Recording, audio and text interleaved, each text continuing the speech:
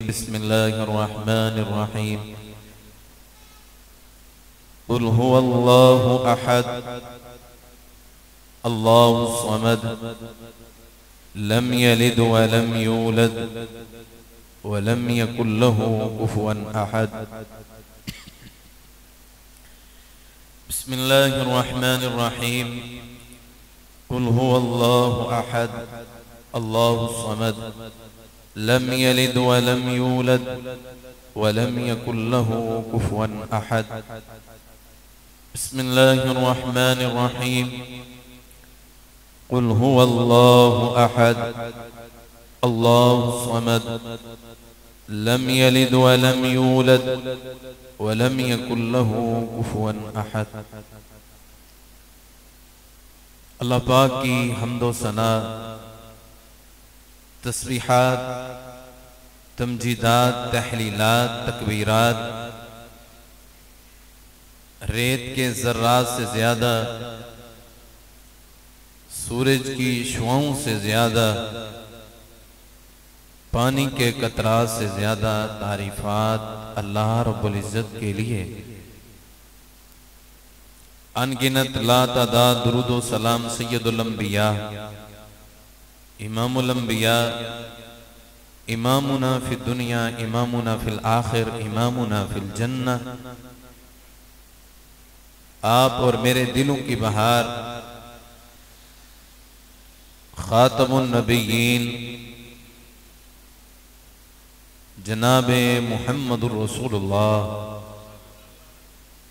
सल्लल्लाहु अलैहि व आलिहि वसल्लम की ज़ात अक़दस के लिए रहमत और बख्शिश की दुआएं सहाबाए किराम, उम्मत मुसलमा, मुहद्दिसीन, उलमाए किराम के लिए। हज़रात ज़ियाबाद, मैं आज के खुतबा जुम्मतुल मुबारक के अंदर कोई आप अहबाब के पेश खिदमत कोई मौजू, कोई टॉपिक नहीं करना चाहता, बल्कि एक छोटा सा पैगाम और एक सादा सा पैगाम और अपने दिल में बसने वाला दर्द आप अहबाब के साथ उसको बांटने की, शेयर करने की कोशिश करूंगा। अल्लाह रब्बुल इज्जत वो ज़ात है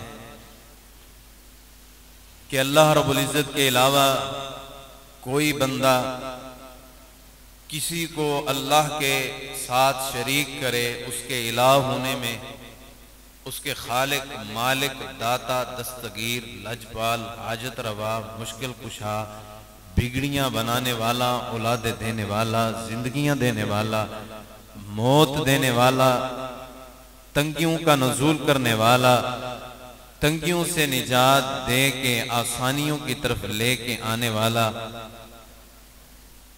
वो सिर्फ एक ही ज़ात है जिसे अल्लाह कहा जाता है। जो बंदा, जिसके जहन के अंदर ये बात है कि अल्लाह के अलावा कोई और भी इलाह है, अल्लाह के अलावा कोई और भी दाता है, अल्लाह के अलावा कोई और भी लजपाल है, अल्लाह के अलावा कोई और भी बिगड़ियां बनाने वाला है, उसने अभी तक अल्लाह की मोहब्बत और तौहीद की मोहब्बत को अपनाया ही नहीं है और उसने ला इलाहा इल्लल्लाह मुहम्मदुर रसूलुल्लाह सल्लल्लाहु अलैहि व आलिहि वसल्लम के कलमे के मकसद को समझा ही नहीं है। वो अकेला अल्लाह है जो अपने बंदों को, बंदियों को औलादे नसीब करता है। ये किसी के इख्तियार में नहीं है कि कोई किसी को बेटे दे दे या बेटियां दे दे। जिस तरह हमारे माशरे के अंदर मारूफ तरीन जुमले, ख्वाजा ना देगा तो कौन देगा।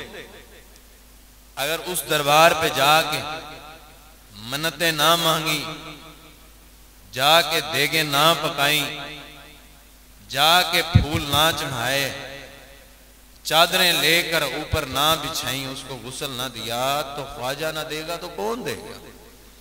इतना गंदा और घटिया अकीदा है, इससे बुरा अकीदा दुनिया में हो ही नहीं सकता। देने वाली जात अल्लाह की है, लिल्लाहि मुल्कुस समावाति वल अर्ज़, जमीनों और आसमानों की बादशाहत अकेले अल्लाह के पास है।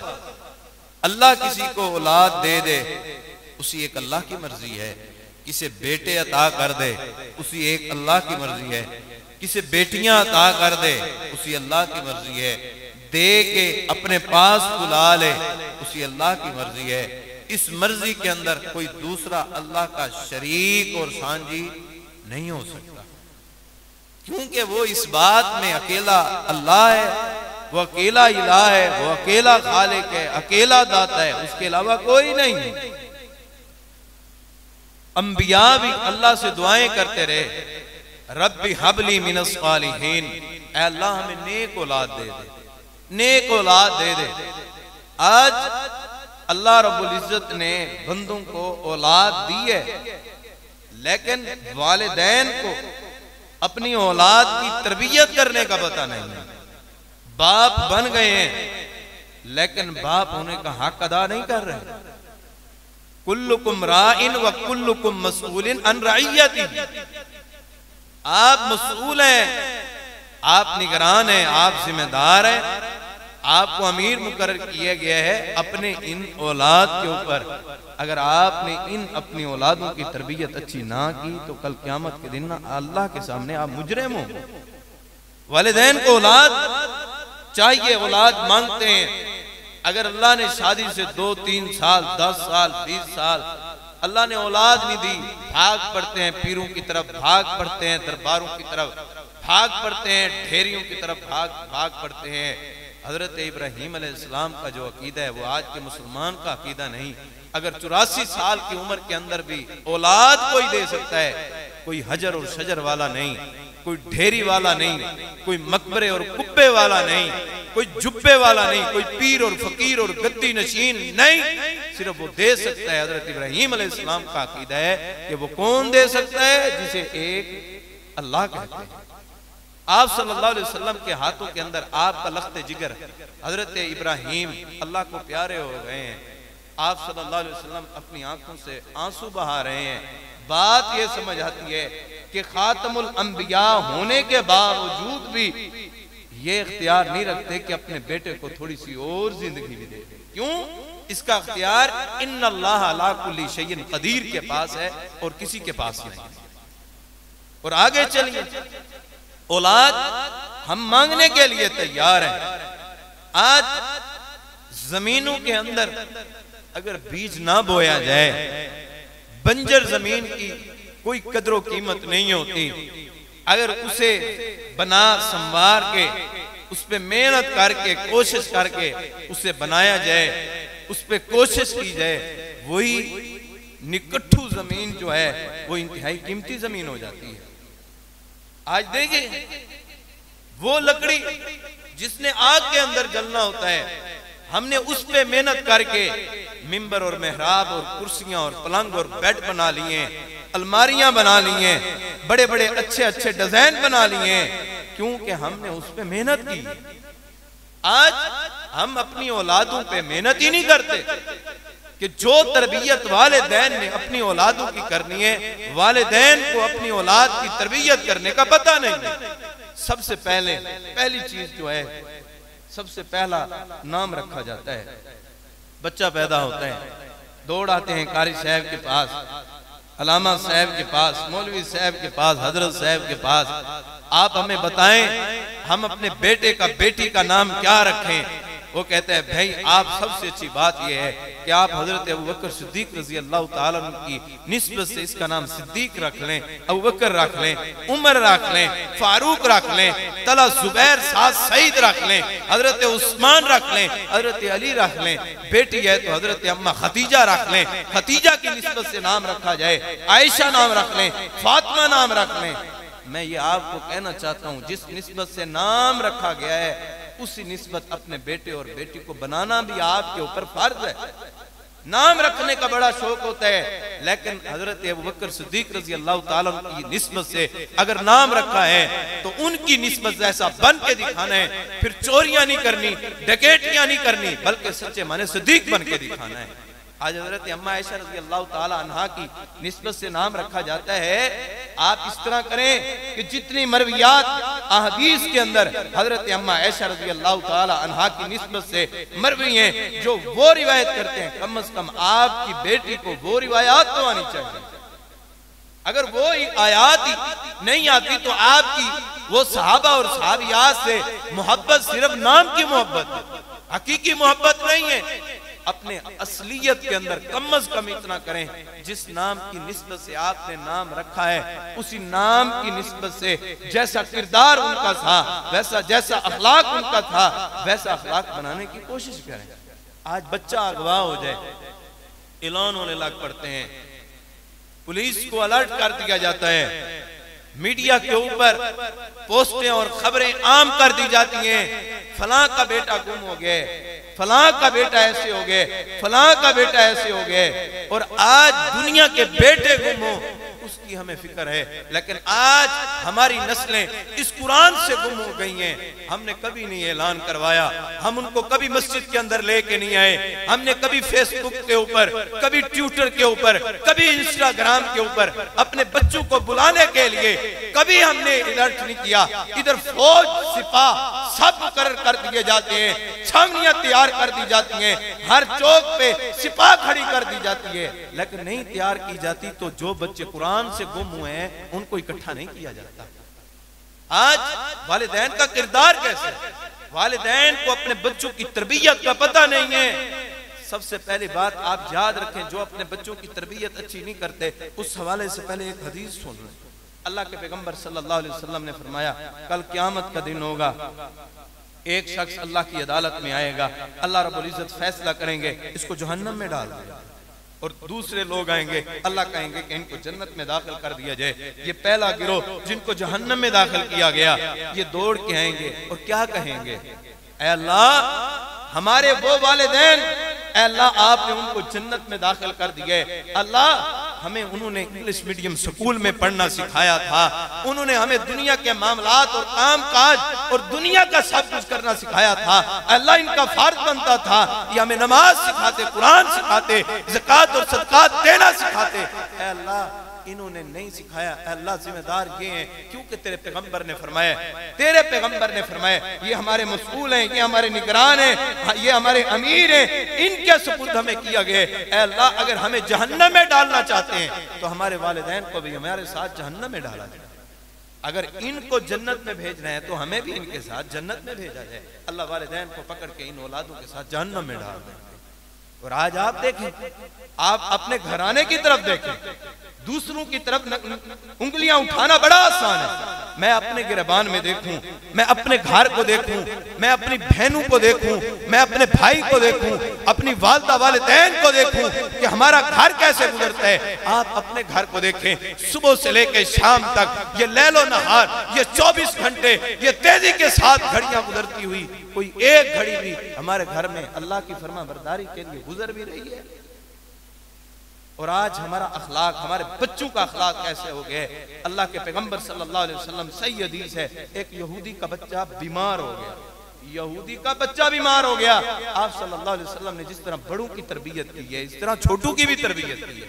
कोई चीफ मिनिस्टर नहीं बीमार हुआ, कोई डॉक्टर, कोई इंजीनियर, कोई हाजी साहब, कोई चौधरी साहब, कोई फलां साहब बीमार नहीं हुआ। एक यहूदी का बच्चा और छोटा बच्चा बीमार हुए। अल्लाह के पैगंबर सल्लल्लाहु अलैहि वसल्लम ने सहाबा को फरमाया, वो छोटा बच्चा नजर नहीं आता, वो इधर खेल रहा होता था, वो कहाँ है? फरमाया वो बीमार है। फरमाया हम सब सहाबा चलते हैं, उसकी तीमारदारी करने के लिए चलते हैं। और आज हमसाया है, रिश्तेदार है, खूनी भाई हैं, बहनें हैं, लेकिन रिश्ता खत्म किया हुआ है। क्यों? हमारी लड़ाई है, हमारा इनसे बोलना चलना खत्म है। हम इनकी ना खुशी पे जाएंगे, ना हम इनके मर्ग पे जाएंगे, हमारा इनसे कोई लेना देना नहीं है। और अल्लाह के पैगंबर सल्लल्लाहु अलैहि वसल्लम यहूदी के बच्चे की तीमारदारी करने के लिए जा रहे हैं। अल्लाह के पैगंबर गए और तीमारदारी करने लगे। अल्लाह के पैगंबर सल्लल्लाहु अलैहि वसल्लम ने देखा कि इसकी जिंदगी के अयाम जो हैं, इसकी जिंदगी की घड़ियां जो हैं वो खत्म हो रही हैं, ऐसे महसूस हो रहा है। अल्लाह के पैगंबर सल्लल्लाहु अलैहि वसल्लम ने इसे कुरान की तबलीग की, इसे हदीस की तबलीग की। इस यहूदी बच्चे ने अपने वालिद की तरफ देखा है। इसका वालिद कहता है तू जान और ये मोहम्मद रसूलुल्लाह सल्लल्लाहु अलैहि वसल्लम जाने। और इधर इस यहूदी छोटे बच्चे ने कलमा पढ़े और इधर मुसलमान हो गए। ये मेरे पैगंबर का किरदार छोटे बच्चों के बारों के अंदर है। मेरे पैगंबर अगर छोटा बच्चा भी बीमार होता है तो उसकी तीमारदारी करने के लिए जाते हैं। और आज हमें पता होता है, आज 5 वक्त के नमाजियों की बात करता हूं जो अपने आप को बड़े तहज्जुद गुजार नमाजी परहेजी समझते हैं, साथ रिश्तेदार बीमार है, साथ हमसाया बीमार है, उसकी तीमारदारी करने के लिए तैयार नहीं है। इधर शादी हो, शादी पे जी उसको पैसे देने के लिए, उसको तोहफे देने के लिए, तहाइफ देने के लिए पैसे लेके जाते हैं। मैं कहता हूँ शादी ब्याह पे पैसे लेके जाना ये इतना जरूरी नहीं है जितना बीमार की तीमारदारी के लिए उसको चंद रकम देना जितना जरूरी, उसको हिस्सा दे। अल्लाह के पैगंबर सल्लल्लाहु अलैहि वसल्लम ने फरमाया कल क़यामत का दिन होगा, कल क़यामत का दिन होगा, उनमें से कुछ लोग ऐसे होंगे जिनको जन्नत के 8 दरवाजों से आवाज दी जाएगी। हजरत अबू बकर सिद्दीक रजी अल्लाह ताला ने फरमाया वो कौन शख्स है जिसको आवाज दी जाएगी? अल्लाह के पैगंबर सल्लल्लाहु अलैहि वसल्लम ने फरमाया ए अबू बकर वो और कोई नहीं तू है। आज बताओ सहाबा किराम में से सदका किसने किया है? हजरत सिद्दीक अकबर फरमाते हैं मैंने किया है। जनाजा किसने पढ़ा है? फरमाया मैंने पढ़ा है। फरमाया आज किसने बीमार की तीमारदारी की है? फरमाया मैंने की है। जो आप सवाल करते रहे सिद्दीक पहले नंबर पे थे। आपने फरमाया जो इन कामों को करते हैं कल क़यामत के दिन जन्नत के दरवाजे पुकार रहे होंगे, आ जाओ हमारी तरफ, जन्नत की तरफ आ जाओ। हर दरवाजा अपनी तरफ पुकार रहा। और आज हमने ना अपने छोटे बच्चों की तरबियत की है और ना हमने अपनी तरबियत की है। अपने छोटे बच्चों को सिखाएं, उनको तीमारदारी करना सिखाएं, उनके तरीकों के अंदर ये शामिल कर दें और इंसाफ अपने बच्चों के अंदर कूट कूट के भर दें। इंसाफ नहीं है, बददियानती आज आम है, बददियानती आम हो चुकी है। हजरत अम्मा आयशा रज़ी अल्लाह ताला अन्हा घर के अंदर मौजूद हैं, दरवाजे पे दस्तक होती है। एक औरत 7 छोटे बच्चों को लिए हुए दरवाजे पे दस्तक देती है और क्या कहती है कि हम कई दिनों से भूखे हैं, हमारे पास खाने पीने के लिए कोई चीज नहीं है, आप कुछ खाने के लिए दे दीजिए। क्या फरमाती हैं? मैं घर गई। अम्मा फरमाती है मैं घर गई, घर में मैंने कुछ और नहीं पाया, सिर्फ मैंने एक खजूर पाई। घर में और कुछ नहीं पाया, सिर्फ एक खजूर पाई। वो खजूर उठा के मैंने इस औरत को दी और इस औरत ने उसको 2 टुकड़े करके एक इस बच्चे को दे दिए, एक इस बच्चे को दे दिए। आप भूखी रह गई है और इधर ठहर के मैं ये बात करना चाहता हूँ, आज हमारे घरों के अंदर कितने कितने डिशें खाने की पकती हैं, कितने कितने खाने तैयार होते हैं, सालों की गंदम स्टॉक की जाती है, बैंक बैलेंस भी मौजूद होते हैं और वही सालन जो कई दिनों तक फ्रिजों में पड़ा रहता है वो उठा के हम रूड़ियों और नालियों में फेंक देते हैं, लेकिन अपने दरवाजे पे आए हुए गरीब को लुकमा खिलाने के लिए तैयार नहीं है। ये मेरे पैगंबर की सीरत नहीं है। आपके छोटे छोटे बच्चे इस सफेद दाढ़ी वाले मजबूर और ज़ईफ बाबे को दड़के देते हैं, उसको कहते हैं चले जाओ, हर वक्त मांगने के लिए आए हैं। ये आपकी तरबियत बोल रही है जो आपने इसकी तरबियत की। हजरत उमर फारूक रजी अल्लाह ताला अन्हु, क्या उमर फारूक रजी अल्लाह ताला अन्हु है, कैसी तरबियत है, कैसी तरबियत अपने बेटे हजरत अब्दुल्ला बिन उमर रजी अल्लाह ताला अन्हु की है, कैसी तरबियत की है।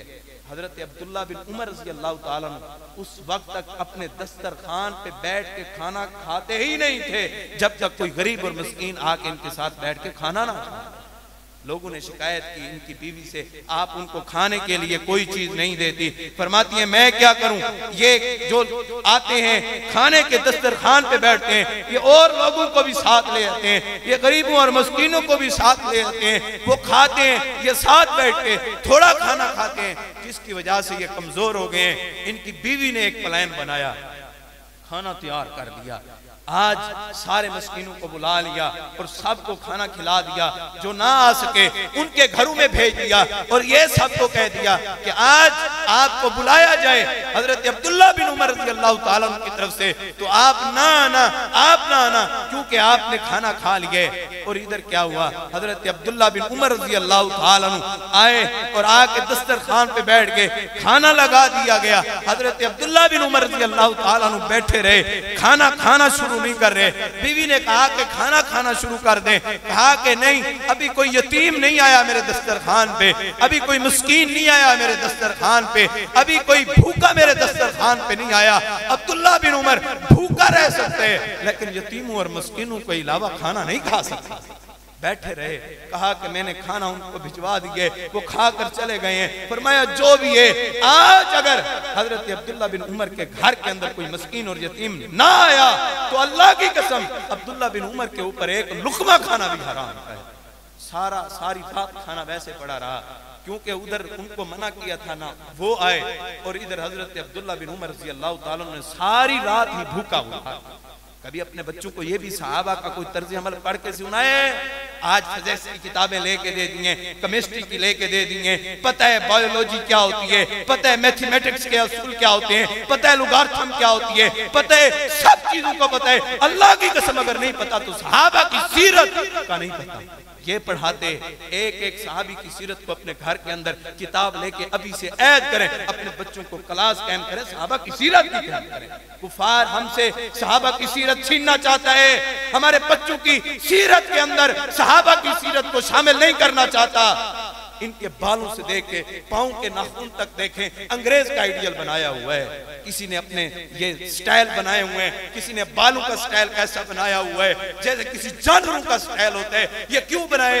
ये इस मोबाइल की वजह से बनाए जो आपने लेके दिए। ये अंग्रेज को देख रहे हैं, ये मीडिया को देख रहे हैं, ये लोगों को देख रहे हैं, ये इंटरनेट की सहूलत जो आपने लगा के दी है ये उसको देख रहे हैं। आप कुरान की तफसीर लेके देते, बेटा रोजाना बैठ तो यहाँ पे पढ़ो, सहाबा की सीरत को पढ़ाते। हाय अफसोस, कभी जिंदगी के अंदर पढ़ाना तो दूर की बात है, ख्याल तक नहीं आता। आज कुरान मजीद को खोल के देखें, जैसा अल्लाह के पैगंबर ने यहूदियों के बारे में बताया है, यहूदी वैसे हैं, अल्लाह की कसम वैसे हैं जैसे अल्लाह के पैगंबर ने बताया था। जो ईसाइयों के बारे में बताया वो वैसे हैं, जैसा मुशरिकीन के बारे में बताया वो वैसे हैं, जैसे कुफार के बारे में बताया वो वैसे हैं। सिर्फ एक लोग वो हैं जिन मुसलमानों का तज़किरा कुरान में किया गया है, आज वैसे मुसलमान नजर नहीं आते। आज जो मेरे पैगंबर ने मुसलमान होने के मतालिब और मकासद जो कुरान में जिक्र किए थे, आज वैसा मुसलमान नजर नहीं आता। ना मैं ना आप, हमें क्यों कुरान हमें तब्दील नहीं करता, क्यों हमारे अंदर तब्दीली नहीं लेके आता, क्यों हम अपने बच्चों को इस कुरान के करीब नहीं करते। अपने बच्चों के अंदर बात, उस औरत ने इंसाफ किया, 2 खजूरें दे दी, बात दूर ना निकल जाए। अल्लाह के पैगंबर सल्लल्लाहु अलैहि वसल्लम आए, अम्मा ने फरमाया ऐसा ऐसे मात है, ऐसे ऐसे माजरे। फरमाया कि जो उसने इंसाफ किया अल्लाह ने उस इंसाफ की बदौलत उसके ऊपर जन्नत वाजिब कर दी। और इधर क्या होता है, बहनों से और बेटियों से जबरदस्ती अंगूठे लगवाए जाते हैं। अंगूठे लगाएं, जायदाद को माफ कर दें। ये एक बलिश्त भी अगर आप ले रहे हैं, एक बलिश्त भी ले रहे हैं, दाढ़ियां रखी हुई हैं, इमामत करवा रही हैं, चौधरी साहब बने हुए हैं, खान साहब बने हुए हैं, बड़े नवाब साहब बने हुए हैं, याद रखें अगर किसी का आपने एक जर्रा भी लिया है वो हराम का लिए। अगर आपके 999 रुपए हलाल के हों और एक रत्ती भी उसके अंदर हराम की शामिल हो गई है, अल्लाह की कसम आपने सारा पैसा, सारी जमीन, सारी जायदाद, सारा घर आपने हराम का कर दिया है। हर बंदे की ये ख्वाहिश है मेरा बेटा जी इमाम बुखारी बन जाए, मेरा बेटा इमाम मुस्लिम बन जाए, इमाम तिरमिज़ी बन जाए। बनना आसान है, वैसा तरीका अपनाना पड़ता है उन माओं को, वैसा तरीका अपनाना पड़ता है उन वालिदैन को। इमाम बुखारी बनाने के लिए वैसे वालिद हैं जैसे इमाम बुखारी के वालिद थे। इमाम बुखारी रहमतुल्लाह के वालिद क्या फरमाते हैं? फरमाते हैं कभी भी जिंदगी के अंदर 1 रुपया दूर की बात है, एक रत्ती भी मैंने कमा के ऐसी नहीं खिलाई अपने बच्चों को जिसके अंदर हराम नहीं बल्कि हराम का शुबा भी शामिल हो। और इधर कमीशन के नाम पे, सूद के नाम पे नाम तब्दील करके वही अपने बच्चों को खिलाया भी जा रहा है, पिलाया भी जा रहा है। जब हराम खिलाया जाए तो फिर नस्लों के अंदर इमाम बुखारी नहीं पैदा होते। हलाल कमाएं, हलाल खाएं और अल्लाह की कदर करने वाला बनाएं। वमा कदरुल्लाह हक्का कदरी, अल्लाह की कदर करें, अल्लाह की कदर करने वाले बन जाएं। जैसे अल्लाह की कदर करने का हक है वैसे कदर करें। मैंने आपने अपने बच्चों को अल्लाह की कदर के बारे में बताया ही क्या है? क्या बताए? ये अल्लाह का घर है, ये अल्लाह की मसाजिद है। हजरत उमर फारूक रज़ी अल्लाह ताला अन्हु फरमाते हैं, आप मस्जिद में आ रही हैं, ऐसे ना समझा करें आप किसी और की तरफ जा रहे हैं, बल्कि ऐसे समझा करें कि आप अल्लाह के मेहमान बन के जा रहे हैं और अल्लाह आपका मेजबान है। और मेजबान के सामने बंदा किस तरह मेहमान बैठता है? बड़ी इज्जत के साथ, बड़ी टोर टाप के साथ, बड़े शान और शौकत के साथ बैठते हैं। और इधर मस्जिद में बैठने का, जुमे में बैठने का, दाढ़ियां सफेद हो गई, जिंदगियां गुजर गई, लेकिन बैठने का तरीके का नहीं पता। इमाम साहब मिंबर में खड़े होके बयान करते रहे, उसकी बातों को रफा और दफा करते रहे, उसकी बातों की तरफ तवज्जो नहीं की, सिर्फ अपने मनमानी की, अपनी मनमानी की, तरीका नहीं अपनाया मेरे पैगंबर का। क्या वजह है आज हम इतने जिवाल पजीर हुए क्यों? इतनी हम जिल्लत की तरफ गए क्यों? हमने अपने बच्चों की सही तरबियत की ही नहीं है। बस हर बात पे उनको झिड़कना है, बस हर बात पे उनकी हौसला शिकनी करनी है। हजरत अनस रज़ी अल्लाह ताला अन्हु छोटे बच्चे हैं, आप सल्लल्लाहु अलैहि वसल्लम ने काम पे भेजा, अनस जाएं फलां काम करके। हजरत अनस रज़ी अल्लाह ताला अन्हु ने रास्ते में बच्चे देखे, उनके साथ खेलना शुरू कर दिया। आप सल्लल्लाहु अलैहि वसल्लम इंतजार करते रहे। हजरत अनस ना आए, आप सल्लल्लाहु अलैहि वसल्लम अपना काम करने के लिए खुद चले। रास्ते में देखा कि हजरत अनस रज़ी अल्लाह ताला अन्हु खेल रहे हैं। आपने मुस्कुरा के अपने चेहरे पे क्या कहा कि अनस आपको काम पे भेजा था, आप खेल रहे हैं। हजरत अनस रज़ी अल्लाह ताला अन्हु परेशान हुए। अल्लाह के पैगंबर ने कहा कि आप परेशान ना हो, अल्लाह के पैगंबर अपना काम खुद करने के लिए जाएंगे।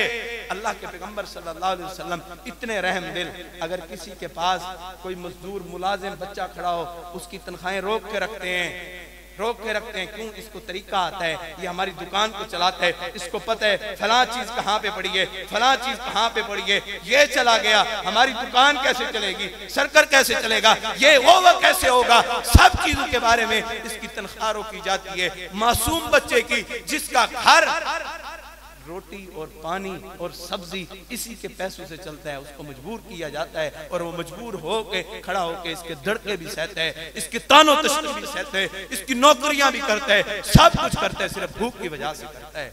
अल्लाह की कदर करें, ये अल्लाह ने सारे बंदे बनाए हैं। अपने बच्चों को बड़ों का अदब करना सिखाएं, छिड़के ना बल्कि प्यार के साथ, एहतराम के साथ उनको अदब करना सिखाएं। और आज हमने इनको अदब सिखाया ही नहीं है, अदब की तरफ ले गई नहीं है। हजरत अब्दुल्ला बिन उमर रज़ी अल्लाह ताला अन्हु, क्या हजरत उमर रज़ी अल्लाह ताला ने अपने बेटे को अदब सिखाया?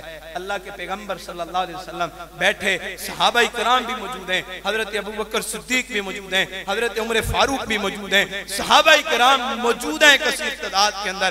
आप सल्लल्लाहु अलैहि वसल्लम ने फरमाया, वो कौन सा दरख्त है जो सारा साल ही सरसब्ज रहता है?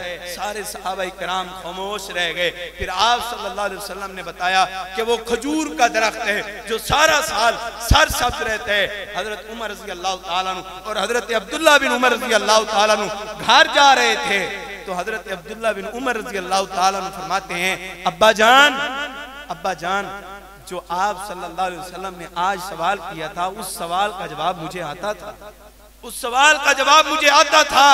आप हजरत उमर रज़ी अल्लाह ताला अन्हु फरमाने लगे, फिर आपने जवाब क्यों नहीं दिया? फरमाया, मैंने जवाब इस वजह से नहीं दिया, वहां पे हजरत अबू बकर उमर जैसे खामोश बैठे थे, तो मैं कैसे बात करता? जवाब भी आता था, लेकिन अदब ये था कि हक बात भी है, लेकिन बड़े हैं, बड़ों का अदब करना है।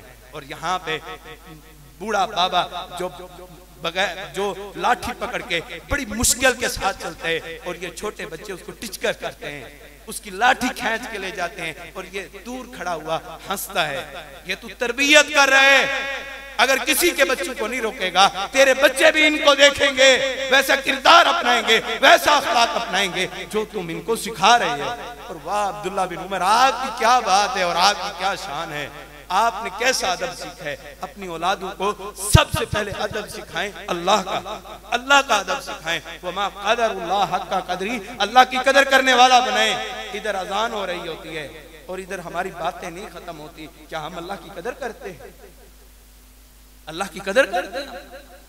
अगर जुमे की अजान हो जाए, अगर आप अपने घर के अंदर बैठे हैं, जिम्मेदार हूँ इस बात का। इमाम बुखारी रहमतुल्लाह ने सहीह बुखारी के अंदर ये बात अपना खुसूसी बात कायम करके लिखी है, जब जुमे की अजान हो जाए, आप किसी को पैसे किसी से ले रहे हैं, किसी को कोई सौदा दे रहे हैं, आपके वो पैसे लेना भी हराम का है, उसका वो सौदा लेना हराम का है, उसका घर में बैठना हराम का है, उसका हर तरह का काम करना हराम का है, जो अल्लाह की आवाज को छोड़ के दुनिया की आवाज के ऊपर लब्बैक कहता है।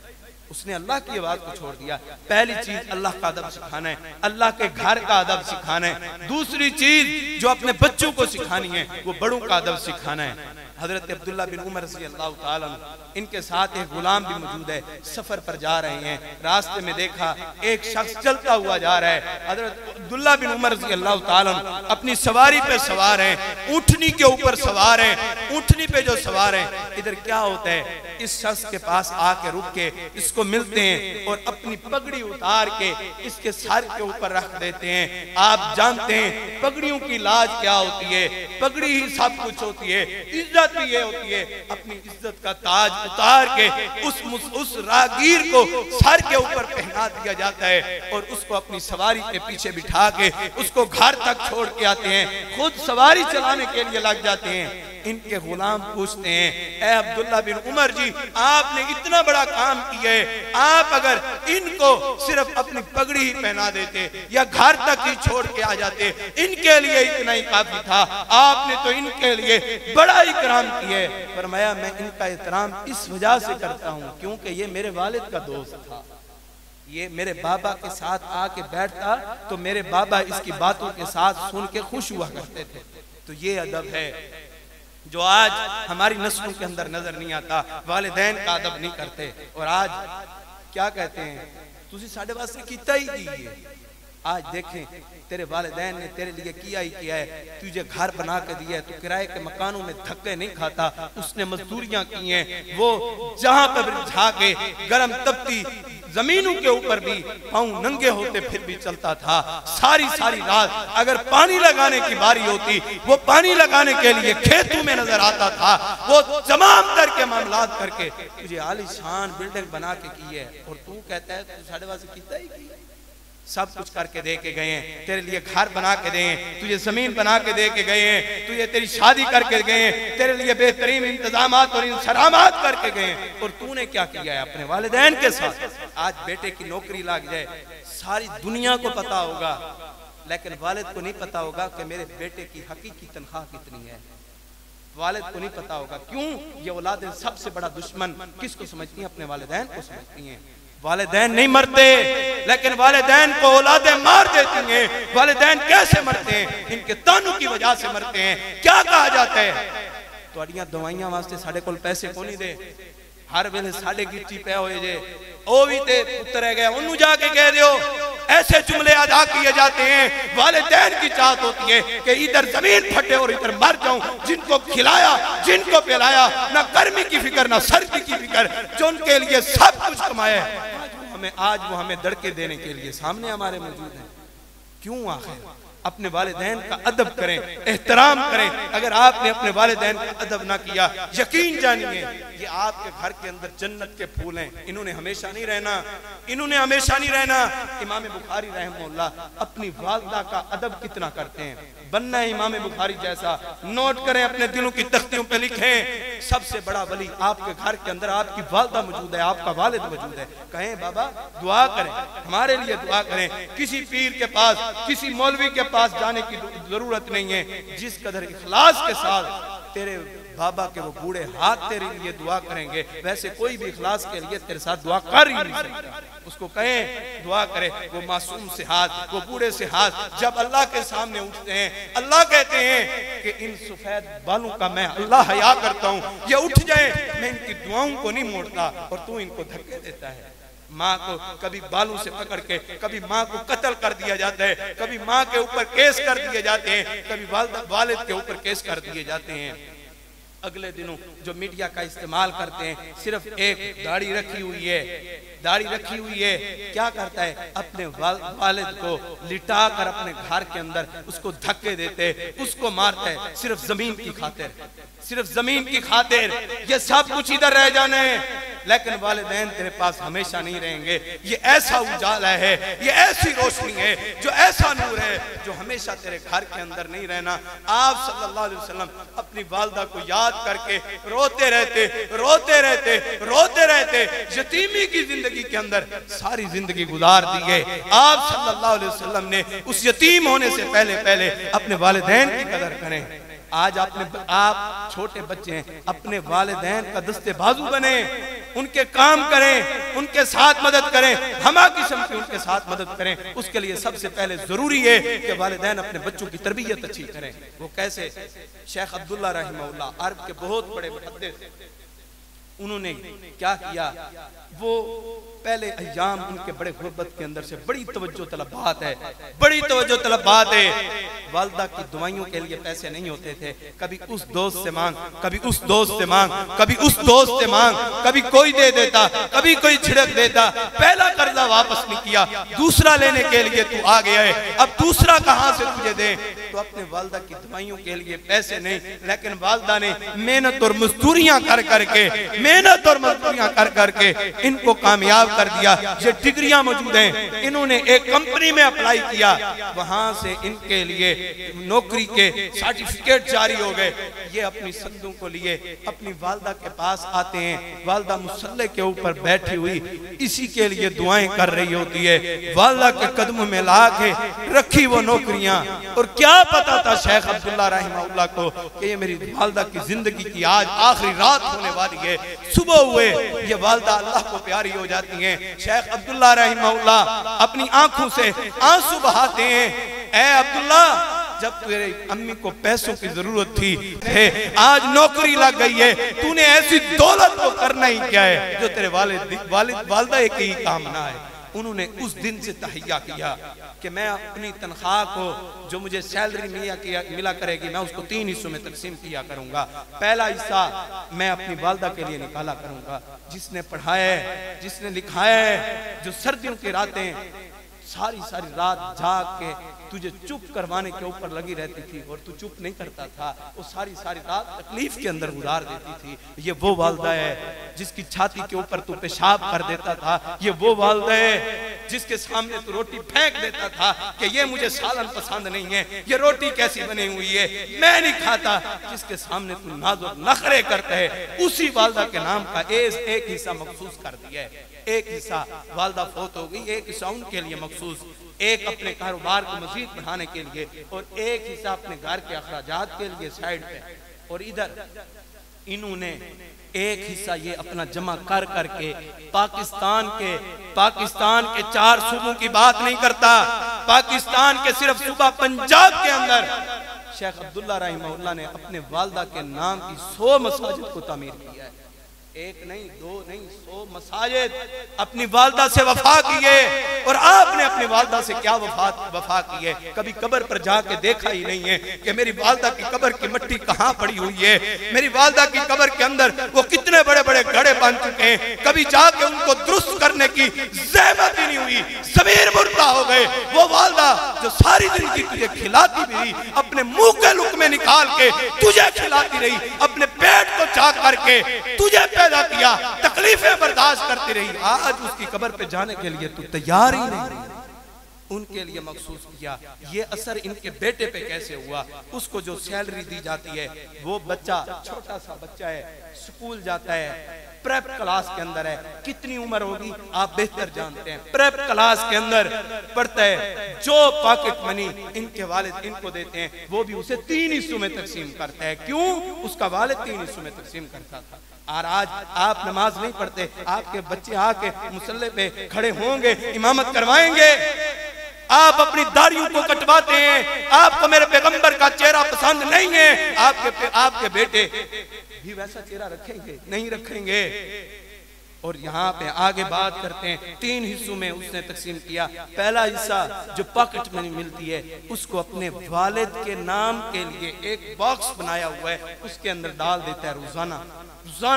और एक दूसरा हिस्सा जो है वो स्कूल में कोई गरीब बच्चा, कोई यतीम बच्चा, कोई मस्कीन बच्चा, कोई राहगीर नजर आता है, उसको दे देते हैं। तीसरा हिस्सा खुद खा लेते हैं। तीसरा हिस्सा जब खुद खाते हैं तो एक दिन शेख अब्दुल्ला रहमहुल्लाह एक मस्जिद में नमाज पढ़ने के लिए गए, नमाज पढ़ के बैठे, अपने जूते पहन रहे हैं, सामने देखा एक वाटर कूलर लगा हुआ है। क्या देखते हैं, ये वाटर कूलर लगा हुआ है। शेख अब्दुल्ला रहमहुल्लाह की आंखों से आंसू आ जाते हैं। ये मैंने वाटर कूलर नहीं लगवाया, ये वाटर कूलर कहां से आ गया है, ये कहां से आए। भागे इमाम साहब की तरफ दौड़े और अपने दिल में ये ख्याल कर रहे थे, जो लोग इतने ज्यादा यहाँ पे पानी पी रहे हैं, आज शेख अब्दुल्ला ये तेरी अम्मी के नाम का वाटर कूलर लगा होता, तेरी अम्मी को कितना ज्यादा सवाब मिलता। लेकिन देखा कि इनका नाम लिखा हुआ है। दौड़े इमाम साहब के करीब चले गए और पूछा ये वाटर कूलर किसने लगवाया। कहने लगे आपको नहीं पता।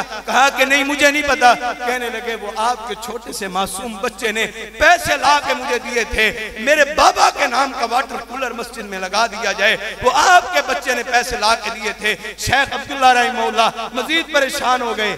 मैंने तो इतने पैसे अपने बच्चे को कभी दिए नहीं है, ये इतने पैसे लेके कहां से आए, मैंने तो तरबियत चोरी करने की नहीं है, ये पैसे और इतनी दौलत कहां से लेके आए। और अपने घर में गए, अपने बेटे को पूछते हैं, बेटा वो फलां मस्जिद में वाटर कूलर आपने लगवाए।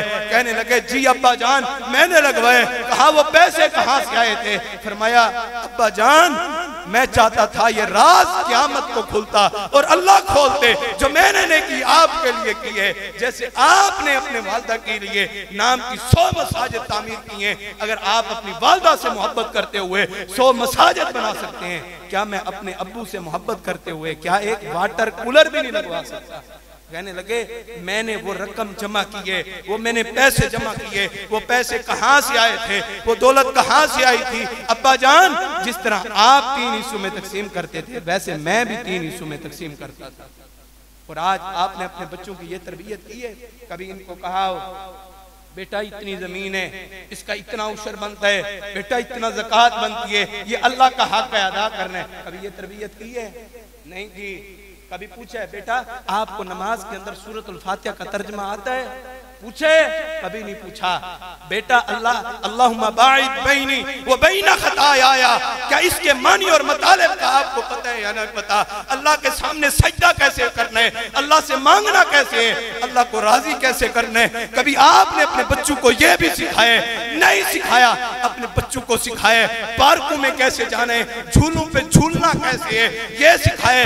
मोबाइल का इस्तेमाल कैसे करना है, फेसबुक कैसे इस्तेमाल करनी है, ट्विटर इंस्टाग्राम कैसे इस्तेमाल करने, ये सिखाए।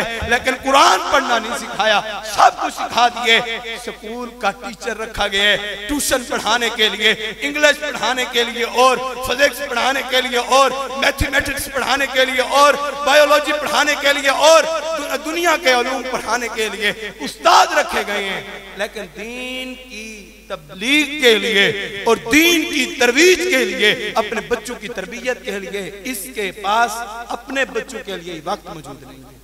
कितनी अफसोस की बात है। अपने बच्चों के लिए वक्त निकालें, रात को अपने बच्चों को बिठाएं और कहें बेटा आपने सूरतुल मुल्क पढ़ी है या नहीं पढ़ी, आपने रात के अज़कार किए हैं या नहीं किए। बस हैंड फ्री लगे हुए हैं और ये रात को सो जाते हैं और इधर वालिदैन अपने कमरों में सो जाते हैं। कल क़यामत के दिन ये बच्चे होंगे, इनके हाथ होंगे और आपके गिरेबान होंगे और घसीट के आपको जहन्नम में ले जाएंगे। और आज वो नौजवान, वो बच्चे जो रातों में अलग अलग रूम में बैठ के, अलग अलग चारपाइयों पे बैठ के, पलंगों में बैठ के, एसी चला के, सर्दियों में हीटर चला के जो रातों को फिल्में देखते हैं, अल्लाह की कसम कल क़यामत के दिन अल्लाह ने इसका हिसाब लेना है। ऐसा ना करें, अल्लाह को ये काम पसंद नहीं है, ये शैतानी काम है। रात को आप सुने, सोएं जब आपको नींद आए, आपके मोबाइल से शेख सुदैस की आवाज चल रही हो, क्या पता वो आपकी आखिरी रात हो जाए। काश के वो आपकी आखिरी रात हो जाए। आप जब सोएं, आपकी उंगलियों के पोरे अल्लाहु अकबर के साथ चल रहे हो। अफसोस है आज पबजी खेलते हुए रातें गुजर जाती हैं, आज फिल्में ड्रामे देखते हुए, आज मैचेस को देखते हुए रातें गुजर जाती हैं। लेकिन रातों को अल्लाह की इबादत के लिए इन बंदों के पास वक्त नहीं है। ये क्या अल्लाह की कदर है। मोहम्मद बिन मुनकदिर रहमहुल्लाह क्या अजीम मुहद्दिस हैं, क्या क्या बात आपके सामने रखूं। मोहम्मद बिन मुनकदिर रहमहुल्लाह रात को उठ के अल्लाह के दरबार में आ जाते हैं और कहते हैं ऐ अल्लाह मुझे नहीं पता अल्लाह तू अपना दोस्त कैसे बनाता है, अल्लाह तुझे तो पता है तू अपना दोस्त कैसे बनाता है, अल्लाह मुझे भी अपने दोस्तों के अंदर लिख ले। आंखों से आंसू निकलते हैं, वो अपने चेहरे के ऊपर मल लेते हैं और अल्लाह को मुखातिब होके कहते हैं, ऐ अल्लाह तेरे पैगंबर ने कहा है जो खालिसतन तेरे डर और खौफ की वजह से आंसू निकलेगा, मैं उस चेहरे पे उस वजूद के ऊपर मैं जहन्नम की आग को हराम कर दूंगा जिस जगह पे इसका आंसू निकलेगा। अल्लाह तो इतनी कदर अपने बंदों की करते हैं और हमने कितनी कदर की है। हमारा दिल पलीद, हमारी आंखें पलीद, हमारे कान पलीद, हमारे हाथ पलीद। कौन सा काम अच्छा है जो हम अपने हाथों से करते हैं? किसी यतीम मस्कीन को कभी घर बुला के बेहतरीन खाना पका के खिलाया है? किसी गरीब की बच्ची के जहेज के लिए कभी कुछ दिया है? कभी गरीब के बच्चे के लिए, कभी वलीमे के इंतजाम के लिए कुछ किए? कभी अपने बच्चों की तरबियत की है? नहीं की। अब्दुल मालिक मुजाहिद हाफिज़हुल्लाह ताला उन्होंने अपनी किताब तरबियत औलाद के अंदर एक वाक़या लिखा है। इंग्लैंड का वाक़या वो लिखते हैं अपनी किताब के अंदर। एक वालिद, उसका एक ही बेटा है।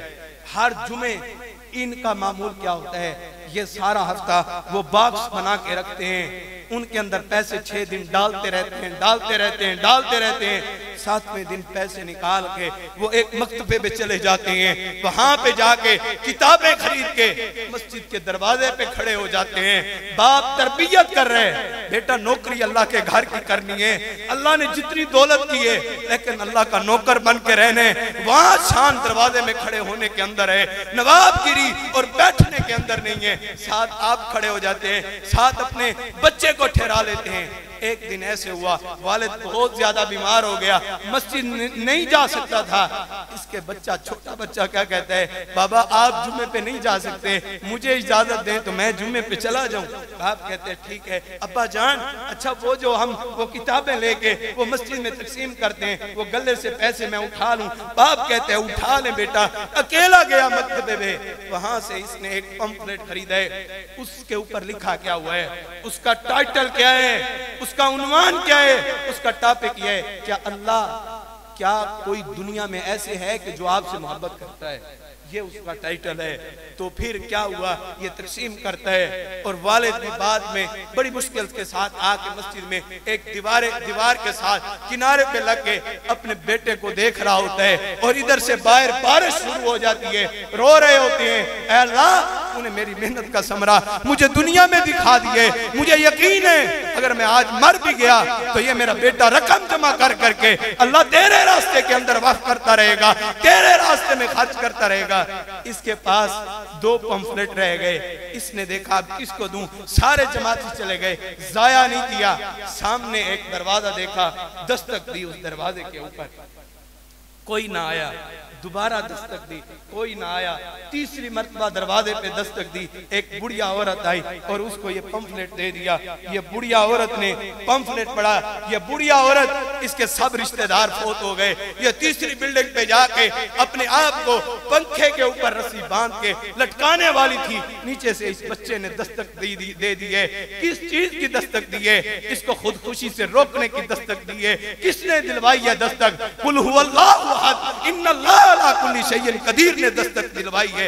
इस बच्चे ने दस्तक दी, ये बुढ़िया आई, उसने पढ़ा कि कोई दुनिया में कोई आपसे मोहब्बत करने वाला है। जब इसने पढ़ा कि हमसे मोहब्बत करने वाली जात वो अल्लाह की जात है, फिर इसने कहा कि मैं मरूं क्यों, मैं खुदकुशी क्यों करूं? असर की नमाज का वक्त हुआ, ये बुढ़िया चलती हुई इमाम साहब को दरवाजे पे बुला रही है, इमाम साहब जरा मेरी बात सुनना। इधर से इत्तेफाकन ये बाप और बेटा भी आ रहे हैं और क्या हुआ, ये बुढ़िया इमाम साहब को कहती है कि आप कलमा पढ़ाएं और मुझे मुसलमान कर दें। इमाम साहब हैरान परेशान, आज तक आपने अजानें सुनते रहे, आज तक आप मुसलमान होने का आपने दावा नहीं किया, लेकिन आज आप मुसलमान होने का क्यों दावा कर रही हैं? ये कहती है बस एक छोटा सा मासूम सा बच्चा मेरे पास आया था, उसने मुझे एक पंफलेट दिए, मेरे साथ मोहब्बत करने वाली जात अल्लाह की जो मौजूद है, फिर मैं अपने आप को खुदकुश क्यों करूं, मैं अपने आप को कत्ल क्यों करूं? क्या मैंने और आपने अपने बच्चों को यह तरबियत सिखाई है? कभी मैंने और आपने अपने भाइयों को, अपने वालिदैन को इमाम साहब से कहें, कारी साहब से कहें, इस जुमेरात वाले दिन जब सब नमाजी चले जाएं, इस दिन मस्जिद की नौकरी की जिम्मेदारी हमारी है। हम सब घर वाले आके इस मस्जिद की सफाई करेंगे। अल्लाह की कसम ये अमल करें, ये अमल शुरू कर दें। मस्जिद के दरवाजे बंद कर लें। अपने घर वाले, अपनी वालदा को, अपनी बीवी बच्चों को, अपने बेटों को ला के बताएं, बेटा गुलामी करनी है, अल्लाह के दर की करनी है। इसकी सफाई के अंदर इज्जत और शान है, इसकी सफाई के अंदर वकार है। मेरे पैगंबर ने फरमाया अगर कोई मस्जिद के अंदर तिनका पड़ा हुआ भी उठा के बाहर फेंक देता है, अल्लाह रब्बुल इज्जत इसका भी इसको अजर अता फरमाएंगे। मोहम्मद बिन इस्माइल बुखारी रहमतुल्लाह मस्जिद के अंदर बैठे हुए फजर की नमाज के बाद वाक़या मुख्तसर ये इशराक का वक्त हो गया, दूसरे किनारे एक शख्स बैठा हुआ, वो कहते हैं मैं देखूं तो सही इमाम बुखारी रहमतुल्लाह करते क्या हैं। बस क्या है कि बैठे रहे। ये शख्स भी देखता रहा। इन्होंने इशराक की नमाज पढ़ी और जल्दी से एक तिनका उठा के अपनी जेब में डाल लिया। और इधर क्या हुआ, इस शख्स ने पूछा कि आपने ये तिनका उठा के जेब में क्यों डाला है? कहा कि मैं आज इतनी देर तक बैठा ही इस वजह से रहा था, कहीं मेरे इस अमल के अंदर रियाकारी ना आ जाए, तकब्बुर ना आ जाए, दिखलावा ना आ जाए, जिसकी वजह से मेरा अमल जाया हो जाए। एक तिनके का भी उन्होंने इतना ख्याल किया है और मैं और आप ख्याल ही नहीं करते। आखिरी बात और इजाजत, अपने बच्चों को बेईमानी ना सिखाएं, डंडीबाजी ना सिखाएं। फुज़ैल बिन अय्याज रहमहुल्लाह एक मर्तबा अपने बेटे की दुकान के पास से गुजरे तो क्या देखते हैं, बेटा तकड़ी को कपड़े के साथ साफ कर रहे हैं। घर बेटा आया और आके पूछा बेटा आप तकड़ी को बार बार साफ क्यों कर रहे थे? कहा अब्बा जान ये तो तरबियत आपने की है, बेईमानी और डंडीबाजी नहीं करनी। कोई मुझसे सौदा लेने के लिए आता है, यहाँ से लोग चलते हैं, सवारियां गुजरती हैं, उनकी धूल और मिट्टी पड़ के मेरी तकड़ी में पड़ जाती है। कल क़यामत के दिन मेरे अल्लाह ने मुझसे ये सवाल कर लिया कि इस मिट्टी के इन्होंने पैसे नहीं दिए थे और तूने ये मिट्टी का वजन इसमें शामिल किए। मैं अगर इसको साफ ना करूं तो मैं अपने अल्लाह को क्या जवाब दूंगा? आज क्या कहते हैं, साडा पुत्र बड़ा चला के ए हाथ की सफाई बड़ी आंदी है, इसको तरीके और गुर बहुत आते हैं, ये पता नहीं लगने देता और चीजों को ऐसे फिरोख्त कर देता है। वो हराम कमा रहे, वो हराम कमा रहे, वो आपके बच्चों को हराम खिला रहे। ऐसे खाने से परहेज करें, हलाल कमाएं। ये बच्चों को और नौजवानों को पैगाम देता हूँ, मस्जिद के साथ दिल लगा लें, अल्लाह के साथ मोहब्बत कायम कर लें, अपनी जिंदगी अल्लाह के लिए, अल्लाह के दीन के लिए, अल्लाह के इब्लाग के लिए, ला इलाहा इल्लल्लाह मुहम्मद रसूलुल्लाह सल्लल्लाहु अलैहि वसल्लम के लिए इसको आम कर दें। अल्लाह रब्बुल इज्जत क्या फरमाते हैं, या अय्युहल्लज़ीना आमनू कू अनफुसकुम व अहलीकुम नारा, ऐ ईमान वालो अपने आप को और अपने अहले अयाल को जहन्नम की आग से बचा लो। आग दुनिया की आग से बचाते हैं, आज जन्नत की आग, जहन्नम की आग से हम नहीं बचाते। आए आज वक्त मौजूद है, अपनी औलादों को जहन्नम की आग से बचा के जन्नत के दरवाजे के ऊपर लेके खड़े हो जाएं। अल्लाह से दुआ है कि अल्लाह रब्बुल इज्जत हमें सही माने अपनी नस्लों की अच्छी तरबियत करने की तौफीक नसीब फरमाए। जो कुछ बयान हुआ वो अकेले अल्लाह की तौफीक के साथ बयान हुआ, जो गलती और कमी और कुताही रही वो मेरी वजह से हुई। अल्लाह रब्बुल इज्जत मुझे भी माफ फरमाए और हमें सबको कुरान और हदीस पे सही तरह पे अमल करने की तौफीक नसीब फरमाए और हमारी आगे वाली नई नस्ल को सही माने दीन इस्लाम का पैराबंद बनाए। अल्लाह जब तक जिंदा रखे इस्लाम पे जिंदा रखे, जब मौत आए तो जुबान से कलमा शहादत ला इलाहा इल्लल्लाह मुहम्मदुर रसूलुल्लाह सल्लल्लाहु अलैहि वसल्लम जारी फरमाए। व आखिरु दावना अल्हम्दुलिल्लाहि रब्बिल आलमीन।